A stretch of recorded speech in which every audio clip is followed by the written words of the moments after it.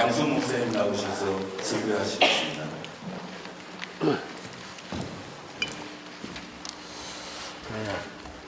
한 주일 동안 잘 지나셨습니까? 한번 인사했지만 한 번 더 인사를 하시면 좋을 것 같아요. 바로 옆에 있는 사람 말고 한 서너 칸 건너에 있는 분하고 한 5번 정도 왔다 갔다 하면서 시끌벅적하게 좀 인사를 좀 하시면 좋을 것 같아요. 좀 인사 한번 하시기 바랍니다. 잘 오셨습니다. 인사해 주시기 바랍니다. 예, 일어서서 이렇게 왔다 갔다 하시면서 인사해 주시기 바랍니다. 잘 오셨습니다. 예, 5사람씩 안 하신 것 같기도 하고.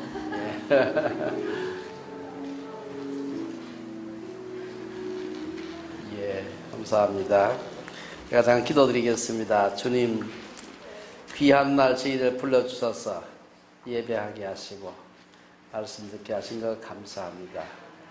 지난 2주 동안 부족한 사람에게 주께서 이 말씀을 통해서 부어주셨던 감동을 우리 성도들과 더불어서 나눌 수 있도록 도와주시옵소서.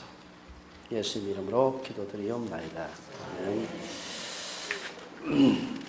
우리가 계속해서 요한복음 9장 오늘이 마지막 절인데요. 마지막 본문을 함께 공부를 하겠습니다. 그래서 구원의 4단계 설교를 준비하면서 설교 제목을 처음에 읽었을 때 정해놓고 설교를 한참 준비하다 보면 이 제목을 바꾸어야 되겠다 싶을 때가 많이 있습니다. 이번에도 설교 제목을 한 2번 바꾸었습니다. 그래서 구원을 받는 과정이 어떻게 그 과정이 일어나는가 하는 얘기를 오늘 좀 함께 생각을 해봤으면 좋겠습니다. 시작하면서 제가 2사람 정도 우리가 맹인이라고 할 수 있는 2사람을 좀 소개를 하고 싶습니다. 한 사람은 여러분들이 둘 다 잘 아는 사람이긴 합니다만 여러분들이 한 사람은 저 그림에서 안요한 목사님인데요. 왼쪽에 있는 분이죠. 예. 안요한 목사님입니다. 이 안 목사님은 원래 목사의 아들로 태어났는데 반항해서 신학을 떠났던 사람입니다. 그래가지고 그야말로 아주 반항적으로 살다가 결혼도 하고 아기도 낳고 37살 되는 해 어느 날 갑자기 아침에 눈을 뜨고 잠을 깨니까 앞이 침침하게 안 보이는 겁니다. 그래가지고 온갖 여러 가지 병원도 다니보고 치료도 했지만 백약이 무효였고 결국은 완전히 실명하게 됩니다. 사실 그가 맹인이 되니까 그의 아내도 그를 떠났고 그의 자식들도 그를 다 버렸습니다. 그래서 결국은 그는 자기를 당장에 돌봐줄 사람이 없어가지고 길거리를 헤매다가 자살도 몇 번 시도를 하게 되고요. 그러다가 이 안 목사님을 받아준 사람 누군가 하면 서울역에 있는 구두닦이 하는 이 청년들, 소년들이 이 안 목사님을 먹여주고 배도 너무 고프니까 다음에 재워주고 그러는 과정에서 이분이 예수님을 만나게 됩니다. 그가 예수님을 만나고 난 뒤에 그렇다고 눈이 떠진 건 아니에요. 여전히 맹인이었지만 내가 뭘 할 수 있을까 생각하다가 우리가 아마 들어보신 분들 계실 텐데 새빛 맹인 선교회라는 걸 만들게 됩니다. 지금 굉장히 여러분들이 웹 인터넷에서 찾아보면 금방 들어갈 수 있는데 굉장히 아주 활동을 활발하게 하세요. 안 목사님에게는 눈을 뜨고 구원받지 못한 채로 사는 것보다도 맹인이 되어가지고 구원받고 사는 것이 훨씬 더 큰 축복이다. 그분이 그렇게 고백을 합니다. 이분이 예수 믿고 난 뒤에 변화된 그 모습을 기린 소설이 바로 이청준 씨가 쓴 낮은 대로 임하소서라는 그 소설입니다. 이 소설이지만 사실 이 사람의 얘기를 가지고서 썼던 소설입니다.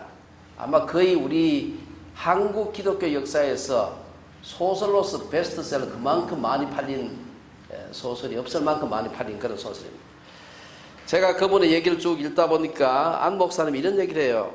저는 눈을 감은 덕에 알게 된 창조주 하나님을 세상 끝까지 전하려고 합니다. 어떤 사람은 눈을 감아가지고 오히려 영적인 눈을 뜬 사람이 있는가 하면 어떤 사람은 눈을 떠 있어가지고 오히려 영적인 눈이 감긴 사람이 굉장히 많습니다. 그래서 한 사람 더 소개하고 싶은데 그 사람이 바로 후자의 사람입니다. 멀겋게 눈을 뜨고 우리처럼 다 멀겋게 눈을 뜨고 교육도 적게 받지 않아요. 뭐 대학 교육이 아니라 그 이후에 많은 교육도 받고 소위 대학 교수도 되고 세계적으로 유명한 책도 쓰고 그러면서도 하나님을 부정하고 하나님을 믿는 사람들을 조롱하는 그런 사람들이 있습니다. 온 우주에 하나님이 계시다는 증거가 가득 차 있음에도 불구하고 하나님이 없다고 주장하는 사람들이 있어요. 여러분 혹시 들어보시겠습니다만 그 리처드 도킨스 같은 사람은 대표적인 사람입니다.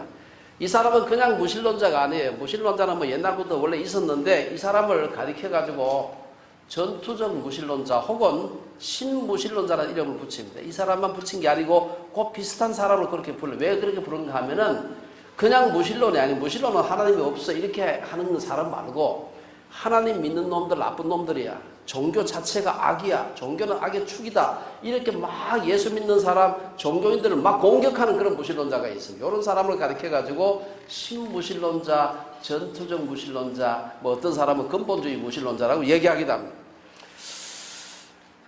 저는 사실은 참 열심히 하나님을 찾아봤지만 앞만 봐도 하나님이 계시다는 확실한 증거가 없어. 나는 그래가지고 하나님이 계신지 안 계신지 모르겠어. 이런 사람을 가르쳐가지고 불가지론자라고 얘기합니다. 그런 사람은 그래도 저는 겸손한 사람이라고 생각해요. 그럼 참 겸손한 분이구나. 그래서 불가지론자들은 제가 참 존경할 만한 점이 나름대로 있겠다 생각하지만 하나님이 없다라고 하는 사람은 이건 어리석은 사람이다. 그런 생각을 합니다. 도킨스는 얼마 전에 BBC와 가진 인터뷰에서 종교는 악의 축이다. 그런 얘기를 했습니다. 이런 BBC는 세계에서 가장 널리 많은 사람이 시청하고 듣는 그런 방송입니다. 종교는 인간의 정신을 감염시키는 바이러스다. 여러분 바이러스 아직 걸려 있는 겁니다. 그래서 도킨스 이해하면은 그런 얘기를 했습니다. 제가 그 참 궁금해서 이 사람 나이가 얼마나 됐나 보니까 1941년생이더라고요.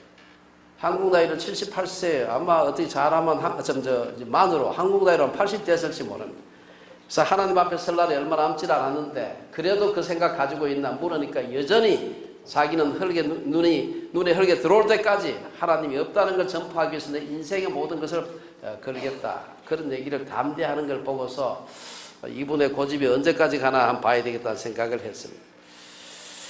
이런 그 하나님이 없다고 하는 사람들 중에는 좋은 책을 써가지고 온 세상 사람들 앞에 알리기도 하고 돈도 많이 벌고 이런 사람을 가리켜서 예수님은 맹인이 맹인을 인도하면 둘 다 구덩이에 빠지게 된다. 그런 얘기를 하는 거예요.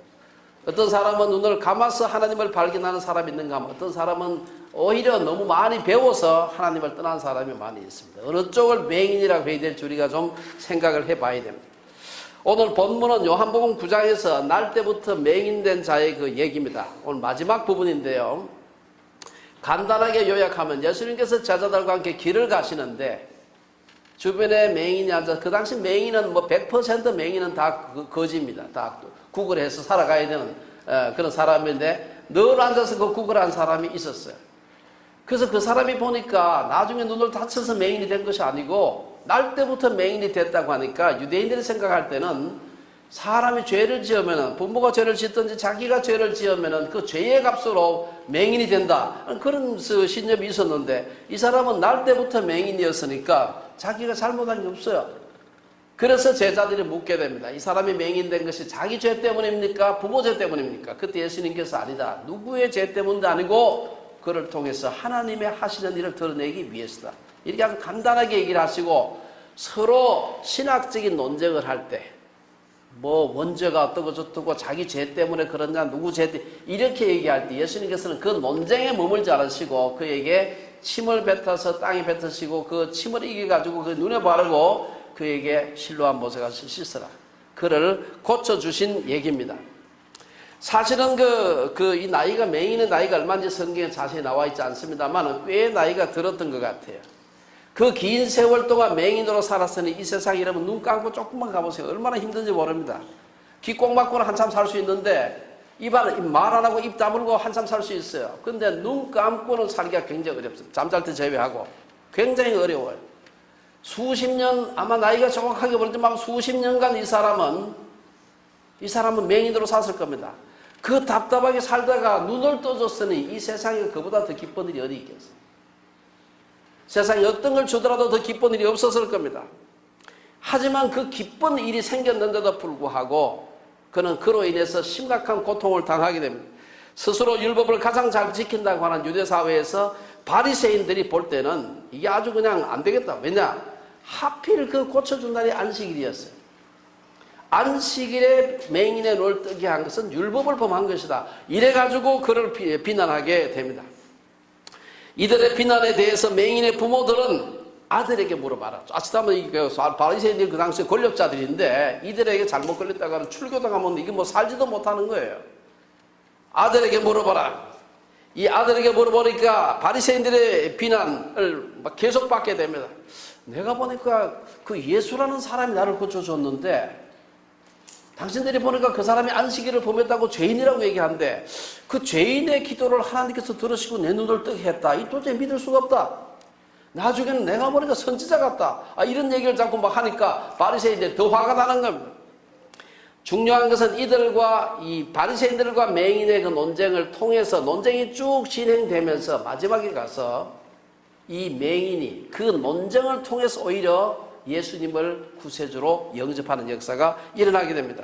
오늘 그 과정을 갖다가 오늘 뭐 긴 본문은 아닙니다만 이 과정을 갖다가 살펴보면은 이 예수를 믿게 된 맹인이 예수님을 구주로 영접하고 그를 시인하고 하는 그 과정을 보게 되면은 맹인의 문제만이 아니라 일반적으로 사람들이 구원을 받게 되는 그 과정을 얘기하는 것 같아요. 제가 한 4단계로 나누어서 좀 말씀을 드렸으면 생각합니다. 일단 첫째, 본문 35절에 보면은 예수님께서 바리새인들로부터 쫓겨났다 하는 말을 듣고는 맹인을 찾아가게 됩니다. 35절에 보면 그 얘기가 나와요.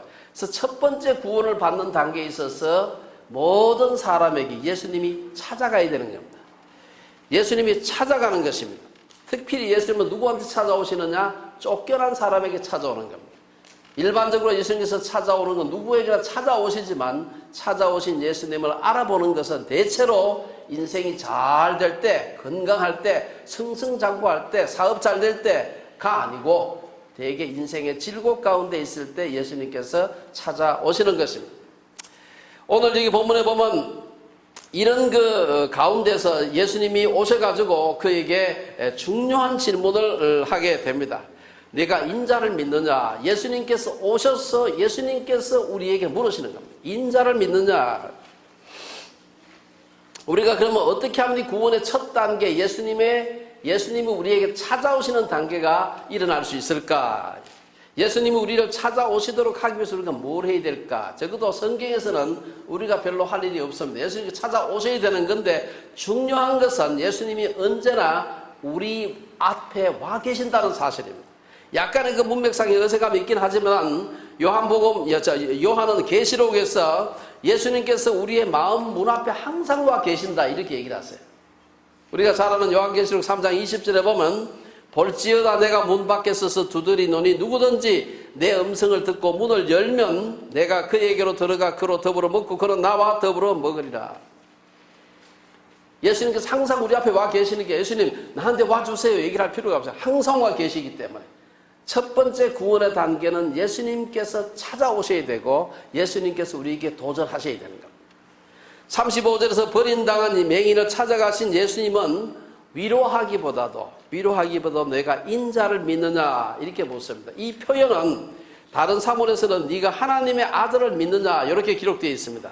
구약에서 인자라고 하는 거 우리 그 인자 사람의 아들 son of man 그 히브리어는 벤 아담은 사람 벤 하는 아들입니다.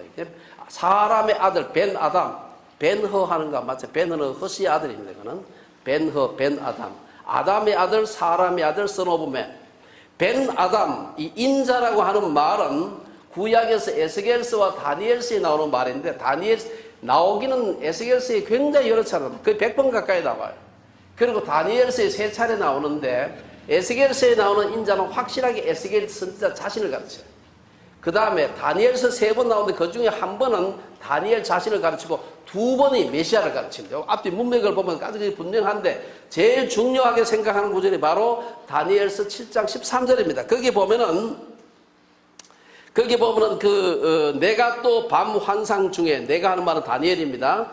내가 또 밤 환상 중에 보니 인자 같은 이가 하늘 구름을 타고 와서 옛적부터 항상 계신 이에게 나아가 그 앞으로 인도되매. 여기 나오는 요 인자에 대해서는 이스라엘 사람들은 이것은 메시아라고 생각을 하고 있었어요. 그래서 여기서 네가 인자를 믿느냐라고 묻는 것은 네가 나를 메시아라고 믿느냐라고 하는 그런 질문입니다.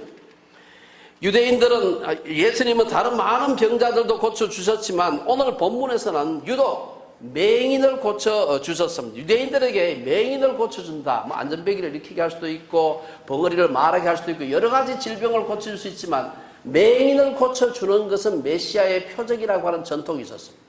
그래서 메시아라고 하는 분명한 표적을 맹인을 고쳐주시면서 드러내신 것입니다. 이사야 선지자 보면 이사야 42장에 보면은 나 여호와가 의로 너를 불렀은즉 조금 띄고 내가 눈먼 자들의 눈을 밝히며 갇힌 자를 감옥에서 이끌어내며 흑암에 앉은 자를 감방에서 나오게 하리라. 여기서 너를 내 손을 내가 이 말은 메시아를 가리켜 말이에요. 여기 보면은 내가 눈먼 자들의 눈을 밝히며라는 말이 나와요. 이사야 선지자는 메시아가 오시면 그가 하실 사역의 하나로 눈먼 자들의 눈을 밝히며 라고 하는 사역이 들어있다는 것이죠. 이것은 이스라엘 사람들이 너무나 잘 알고 있는 얘기예요. 그래서 이 맹인이 눈을 뜨는 것을 바리새인들도 보았고 일반 군중들도 다 보았습니다. 그러니까 사람들은 저 사람이 메시아가 아닐까? 그런데 그 예수님이 오셔서 내가 인자를 믿느냐 메시아를 믿느냐라고 묻는 것입니다.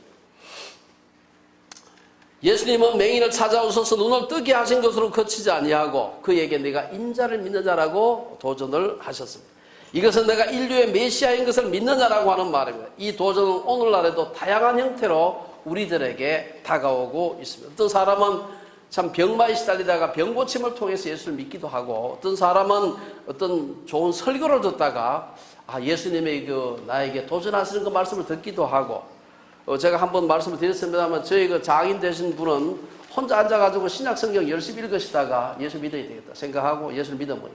사람마다 예수님께서 오셔서 마음의 문을 열고 네가 인자를 믿느냐라고 질문하는 폼에서는 다를지 모르지만 우리 인생을 살아가면서 어느 순간 주님께서 찾아오셔서 우리에게 네가 인자를 믿느냐 네가 나를 메시아를 믿느냐라고 하는 질문을 맞닥뜨릴 때가 있다는 거예요. 이게 구원의 첫 단계입니다. 한 번도 그런 경험이 없다. 교회 내가 20년 30년 다녔는데 한 번도 그런 경험이 없다 그러면 안 되는 거죠. 두 번째 단계는 이 구원의 열망이 있어야 됩니다. 36절 37절에 보면은 예수님께서 내가 인자를 믿느냐 물으니까 거기에 대한 맹인의 대답이 나와요. 주여 그가 누구시오니까 내가 믿고자 하나이다. 왜 이런 질문합니까? 예수님께서 이 눈에 흙을 비벼가지고 발라주시고 실로에 가서 씻으라 닳고 할 때는 눈을 감고 있었어요. 자기한테 말씀은 하셨지만 안 보인 상태로 고쳐주셨기 때문에 그 고쳐주신 분이 바로 앞에 있는데도 그분이 자기 병 고쳐주신지 몰랐던 겁니다. 그래서 이제 눈을 뜬 상태에서 주여 그가 누구시오니까 내가 믿고자 하나이다 라고 얘기를 하게 됩니다. 여기서 우리는 이 두 번째 단계가 바로 구원의 열망이다. 나 구원받고 싶은 생각이 하나도 없다. 그런 사람은 절대로 구원 못 받는 겁니다. 구원받고 싶은 마음, 열망, 욕구가 있어야 돼요. 맹인은 예수님으로 인해서 눈을 떴고 예수님으로 인해서 고난을 받으면서도 자기한테 그 착한 일을 해주신 분이 계시는데 그분은 막 바리새인들이 욕을 하고 막 공격을 하고 죄인이라 그러고 하니까 아니다. 그 사람 그런 사람 아니다. 라고 막 변명을 하고 그를 변호를 하면서도 그게 그 사람의 구원은 아니다. 그는 믿고 싶었지만 누가 메시아인지 알 수가 없었습니다. 그래서 그가 눈을 떴을 때 찾아오신 예수님에게 주여 누구시오니까 이렇게 물었던 것입니다. 이처럼 맹인과 같이 구원의 필요성을 전혀 못 느끼는 맹인과는 다르게 구원의 필요성을 전혀 못 느끼는 사람은 구원을 받을 수가 없습니다. 그래서 구원의 절박함, 내가 구원을 받아야 되겠다, 이렇게 내 인생 끝낼 수 없다고 생각하는 사람이 있다면 그 사람은 구원의 문턱에 바짝 가까이 온 분입니다. 하나님은 인격적인 분이기 때문에 나는 전혀 믿고 싶지 않은데 막 강제로 신들리듯이 강제로 나를 믿게 하는 그런 분은 아닙니다. 예수님께서 베데스다 연못에서 요한복음 5장에 나오는 얘기입니다. 베데스다 연못에서 38년 된 병자를 고쳐주실 때에도 제일 먼저 38년 된 병자가 원하는 게 뭐가 있겠어요? 제일 먼저 원하는 것이 무릎 보나 마나 병 고침 받는 거죠. 그럼에도 불구하고 예수님께서는 네가 낳고자 하느냐? 그의 의사, 낳고 싶은 열망이 필요한 겁니다. 나는 절대 낳고 싶지 않아. 그런 사람 고침받지 못하지. 구원의 열망이 생기는 과정은 사람마다 다양할 수 있습니다만은 제가 앞에서 소개했던 안요한 목사님 같은 분은 소경이 되었기 때문에 사람마다 그 질곡은 모양은 다 어떤 사람 교통사고 당해가지고 제가 아까 말씀드린 그런 저희 장인 같은 그런 분도 있고요. 어떤 사람은 설교 듣다가 뭐 여러 가지 형태로 사람마다 구원의 열망이 생기는 것이 다를 수 있습니다. 그렇지만 구원의 열망은 일반적으로 우리가 건강하고 성공하고 출세하고 잘 나갈 때 그때 생기지 않습니다. 그래서 톨스토이는 말하기를 인간의 절망은 하나님의 기회이고 인간의 끝은 하나님의 시작이다. 유명한 얘기를 했습니다. C.S. 루이스가 쓴 고통의 문제라는 책이 있어요. 아주 오래전에 40년대 쓴 책인데 그 책에 많은 말들이 나오지만 이게 제 기억에 남는 건 이 한마디입니다. 고통은 귀먹은 세상을 불러 깨우는 하나님의 메가폰이다. 주일학교 학생들 메가폰이 뭔지 아세요 혹시? 메가폰 잘 모르겠어? 소풍 가면은 얘 들고 확성기 소풍 가면 간이 확성기 들고 먼데 있는 사람 야외에 나가면 못 들으니까 이렇게 생겨가지고 여기 바짝 대고 소리하면 크게 나오는 소리가 있어. 보통으로 얘기를 하면 안 들리는데 이 확성기에 메가폰에 대고 하면 막 귀가 아프도록 들릴 수가 있는 겁니다. 사람들이 못 알아들으니까 하나님께서 무엇을 통해서 이 고통을 통해서 귀가 먹은 세상에게 메가폰으로 얘기를 해야 돼. 그 메가폰이 뭐냐? 이 고통이라는 메가폰입니다. 한번 우리 따라해 봅시다. 고통은 귀먹은 세상을 불러 깨우는 하나님의 메가폰이다. 뭐 성경에 나온 얘기는 아닙니다만은 이거는 C.S. 루이스라는 유명한 작가가 한 얘기입니다만은 그렇습니다. 우리가 사람마다 그 고통의 형태가 다르고 고통을 느끼는 그 감도도 다를 수 있어. 그러나 그 고통이 있을 때, 뭐 고통이 없을 때 느끼면 더 좋지요. 그러나 고통이 있을 때 하나님께서 나를 부르시는구나. 그 생각한 사람은 복받은 사람이에요. 예수님은 구원의 열망이 있는 자에게 찾아가셔서 자기를 드러내시는 겁니다. 오늘 36절에 보면은 맹인이 주여 그가 누구시오니까 내가 믿고자 하나이다 하니까 37절에서 예수님께서 지금 너와 말하는 자가 그이다. 맹인은 예수님을 9장 11절에서 우리 앞에 본 오늘 9장에서 11절에 보면은 예수라 하는 그 사람이 나를 고쳐주자. 그 사람이에요. 그냥 우리 여기 있는 사람처럼 우리 모두처럼 그냥 그 사람 평범한 보통 사람으로 눈 감고 있었습니다. 그때는 그 사람 17절에 가면 가만 보니까 선지자 같아. 얘기하는 걸 보니까 이런데 이제 여기서 드디어 그런 예수님은 메시아로 만나게 되는 겁니다. 복음서에서 예수님이 자신을 가리켜서 내가 직접 메시아다라고 얘기한 구절이 사실 몇 개 안 됩니다. 가장 유명한 구절이 어디입니까? 요한복음 4장에 나오는 사마리아 여인에게 나타납니다. 여러분 그 얘기 다 아실 거고 우리 요한복음 공부하면서 다 이미 지나왔습니다. 요한복음 4장에 보면 수가성 여인이 예수님을 처음에는 뭘로 봅니까? 유대인의 남자가 어떻게 사마리아 여자인 나한테 물을 달라 합니까? 유대인의 한 남자로 예수님을 발견하게 됩니다. 다음에는 가만 보니까 하시는 말씀 보니까 선지자로 소이다. 마지막으로 가서 그가 메시아로 받아들이는 것을 볼 수가 있습니다. 점차 예수님은 구원의 열망이 점점 커져가는 여인에게 마지막으로 내게 말하는 내가 바로 그다. 내가 바로 그 그리스도라고 자기 자신을 드러내는 걸 볼 수가 있습니다. 예수님은 개인의 이 구원의 열망을 가진 자들에게 찾아가셔서 자기를 드러내는 분입니다. 그래서 구원의 열망은 구원받는데 아주 중요한 어쩌면 구원의 80% 90%가 열망의 고개를 넘는 겁니다. 이 구원의 열망은 구원의 중요한 두 번째 단. 세 번째는 입으로 고백하는 게 필요해. 38절에 보면은 그렇게 얘기하니까 내가 바로 그리스도다, 내가 바로 인자다, 내가 바로 메시아다라고 하니까 이 사람이 그 자리에서 내가 주여 내가 믿나이다 이렇게 얘기를 하는 걸 볼 수가 있습니다. 도대체 예수님이 누군가? 예수님의 예수님을 믿는 세 번째 단계는 구원의 단계, 입으로 시인하는 겁니다. 시인하는 겁니다. 예수님은 맹인은 많은 사람이 있는 곳에서 더더구나 예수를 메시아라고 시인하는 사람 누구든지 회당에서 쫓아낸다. 아니 이 출교시킨다, 유대교에서 출교한다라고 협박하는 걸 알고 있으면서 바리새인들이 둘러서 있고 많은 사람이 둘러서 있는 데서 공개적으로 내가 믿나이다 라고 고백하는 겁니다. 구원에 이르는 과정에서 자기 입으로 소리 내가지고 집에 가서 혼자 속으로 기도하는 거 말고 자기 입으로 소리를 내가지고 공개적으로 고백하는 그것이 굉장히 중요한, 이걸 제일 강조한 사람이 바로 사도 바울입니다. 사도 바울 로마서 10장에 보면은 이렇게 얘기를 해요. 네가 만일 내 입으로 예수를 주로 시인하며 또 하나님께서 그를 죽은 자 가운데서 살리신 것을 내 마음에 믿으면 구원을 받으리라. 그 다음 또 중요합니다. 사람이 마음으로 믿어 의에 이르고 입으로 시인하여 구원에 이르느니라. 그래서 굉장히 중요해요. 입으로 이렇게 공기를 진동시켜서 이 소리를 내는 겁니다. 내가 예수를 믿는다. 내가 예수님을 나의 구주로 믿는다라고 고백하는 거 굉장히, 더더구나 그걸 공적으로 사람이 많이 모인 데서 예수님이 나의 구주라고 고백하는 것은 굉장히 중요합니다.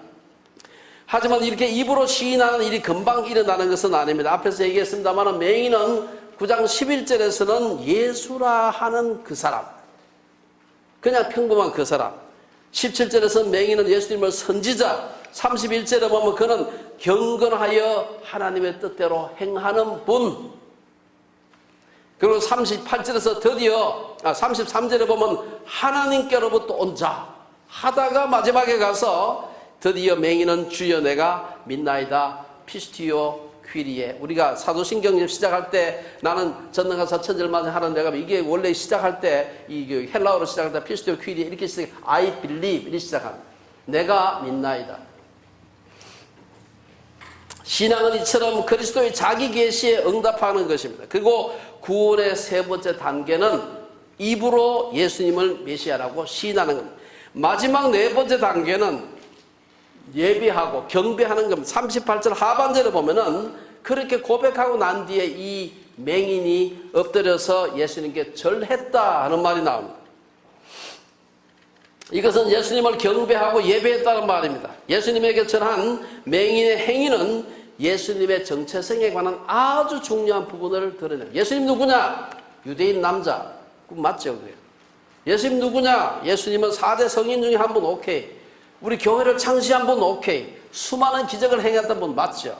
그러나 그분이 그 많은 예수님에 관한 묘사에도 불구하고 이 한 가지가 빠지면 예수님을 모르는 겁니다. 이게 뭐냐 하면 예수님은 우리의 경배를, 예배를 받으시기에 합당하신 분이라는 사실입니다.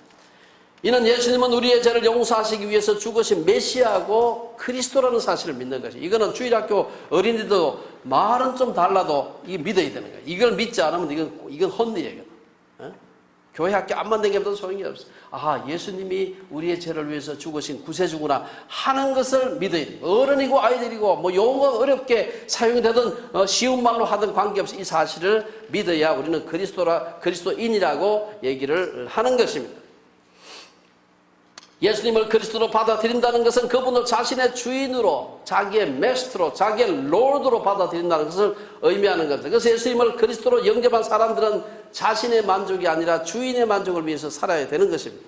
우리가 하나님을 기쁘시게 하는 삶을 살아야 한다는 것은 인간의 창조 목적과도 관련이 있습니다. 이사야 선지자는 이스라엘 백성을 창조하신 목적을, 이 백성은 내가 나를 위하여 지었나니 나를 찬송하게 하려 함이니라.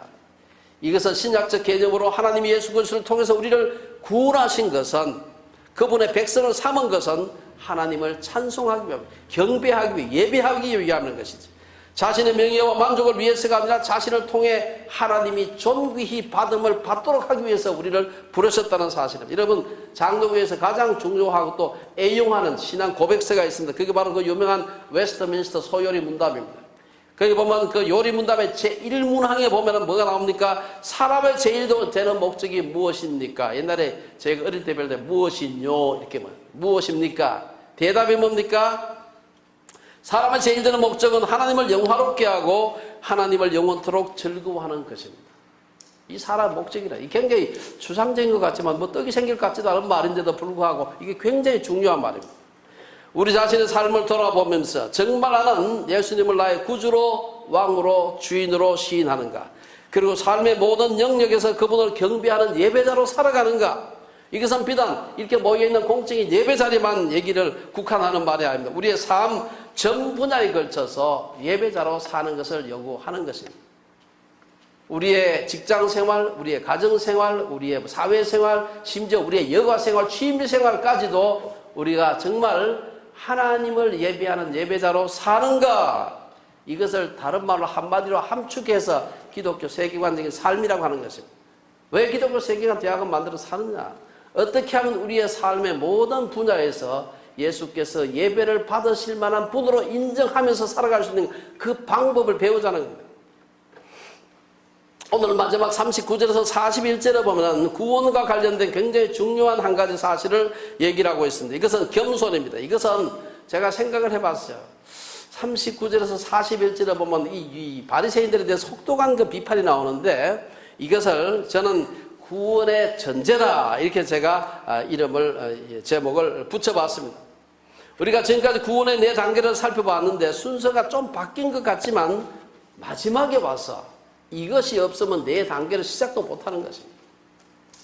그 중요한 전제가 바로 39절에서 그 끝절까지 나오고, 39절에 보면 예수님께서 바리새인들을 보고, 자기를 막 비난하는 바리새인들을 보고서 내가 심판하러 이 세상에 왔으니 보지 못하는 자들은 보게 하고 보는 자들은 맹인이 되게 하려 함이라.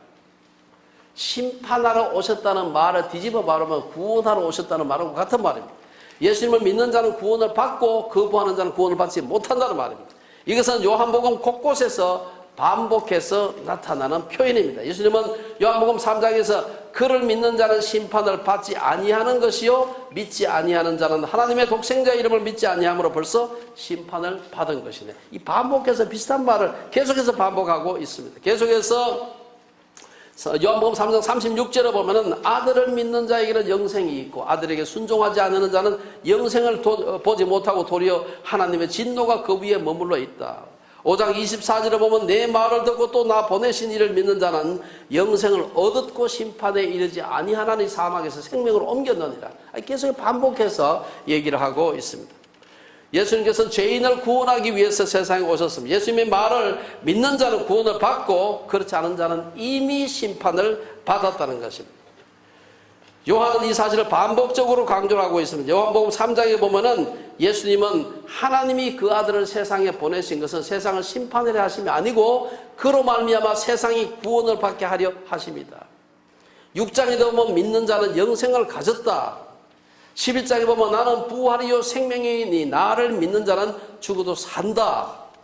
세상에는 두 부류의 사람이 있습니다. 한 부류의 사람은 의인이라고 하는, 나는 의인이라고 주장하는 죄인이 있고요. 또 한 부류의 사람은 스스로 죄인이라고 주장하는 의인들이 있습니다. 바리새인은 의인이라고 주장하는 죄인들에 속한다고 볼 수 있고, 맹인은 죄인이라고 주장하는 의인이라고 할 수 있겠죠. 이 두 부류의 사람들에 관해서 예수님께서 하신 말씀이 있는데, 이걸 기가 막히게 누가복음 18장에 보면 기가 막히게 대비해서 얘기를 해요. 이건 한번 제가 좀 길지만 다 읽어볼 필요가 있습니다. 누가복음 18장에 보면 바리새인이 서서 따로 기도하여 이르되, 여러분 뭐 익숙한 구절입니다. 이르되 하나님이여 나는 다른 사람들 같으면 뭐 세리, 창기, 뭐 바리새인 아닌 사람들, 다른 사람들 곧 토색, 불의, 간음을 하는 자들과 같지 아니하고 이 세리는 바로 옆에 있는 사람인데 이 세리와도 같지 아니함을 감사하나이다. 나는 일회에 2번씩 금식하고 또 소득의 11조를 드리나이다. 이 기도를 하는 거예요.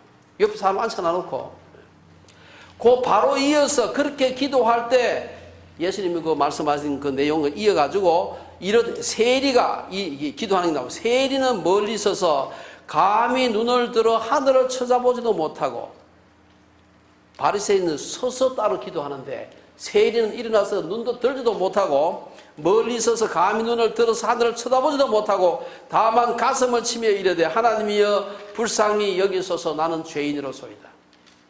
중요한 것은 그 두 기도에 대해서 예수님의 평가입니다. 예수님이 어떻게 평가하시느냐? 내가 너희에게 이르노니 이에 저 바리새인이 아니고 이 사람이 세리가 의롭다 하심을 받고 그의 집으로 내려갔느니라. 무릇 자기를 높이는 자는 낮아지고 자기를 낮추는 자는 높아지리라. 우리가 여기서 뭐 더 이상 관주를 붙일 필요가 없습니다. 영적으로 어두워진 자의 특징이 뭡니까? 자신이 죄인이 아니라고 생각해요. 나 정도만 돼도 난 법 없이 사는 사람이야. 이를 가리켜서 사도 요한은 말하기를 만일 우리가 죄가 없다고 말하면 스스로 속이고 또 진리가 우리 속에 있지 않다. 이어서 10절에 보면은 만일 우리가 범죄하지 아니하였다 하면 하나님을 거짓말하는 이로 만드는 것이니 또한 그의 말씀이 우리 속에 있지 아니하다. 바리새인들 스스로 의인이라고 생각했기 때문에 바로 앞에 인류의 구세주로 오신 예수께서 피지컬리 서 계시는데 그분으로부터 아무런 도움도 받지 못했습니다. 39절에서 예수님은 내가 심판하러 이 세상에 오셨다 이렇게 말씀하셨습니다. 그 심판의 내용은 뭡니까? 보지 못하는 자들은 보게 하고 보는 자들은 맹인이 되게 하는 것입니다. 전자는 맹인을, 후자는 바리새인을 가리켜서 하는 말씀입니다. 스스로 자신의 소경인 것을 알고 자기 죄를 설포하며 주를 찾는 자는 주를 만나볼 것입니다. 그러나 자기의 의를 자랑하면서 예수님을 거부하는 자는 영원히 주를 만나지 못하게 될 겁니다. 40절에 보면은 바리새인들이 예수님의 말씀을 듣고 아니 그럼 우리 보고 그러면 맹인이란 말이냐 이렇게 덤벼드는 얘기가 나옵니다. 우리가 맹인이란 말이야 이 말은 무슨 말? 맹인일 리가 없지 않느냐. 이 두 눈 멋쩍하게 뜨고 율법을 많이 알고 있는데 우리 보고 맹인이라니 그게 전제하고 있어요. 영적 맹인과 육적 맹인의 차이가 무엇입니까? 아마 가장 큰 차이점이라고 한다면 영적 맹인은 자신이 맹인인지 모른다는 사실입니다. 나는 절대 맹인이 아니 한 사람은 맹인인 겁니다.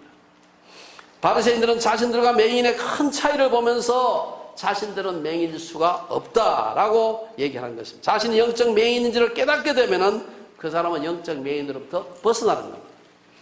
하지만 바리새인들과 같이 그 가능성이 내가 맹인일 가능성은 전부 다른 사람은 절대로 영적 맹인의 상태에서 벗어나지 못하는 것입니다.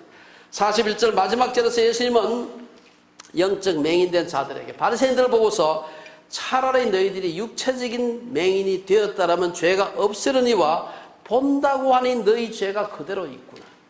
참 무서운 얘기죠. 예수님은 바리새인들이 소경이란 말이 무슨 뜻인지도 모르고 지금 그들이 그런 얘기를 한다고 말씀하시는 겁니다. 마태복음 23장에 보면 예수님은 바리새인들을 소경이라고, 바리새인들이 실제로 피지컬이 소경이 아닙니다. 그들을 보고서 소경이라고 얘기했습니다. 23장 16절에 보면 그 얘기가 나옵니다.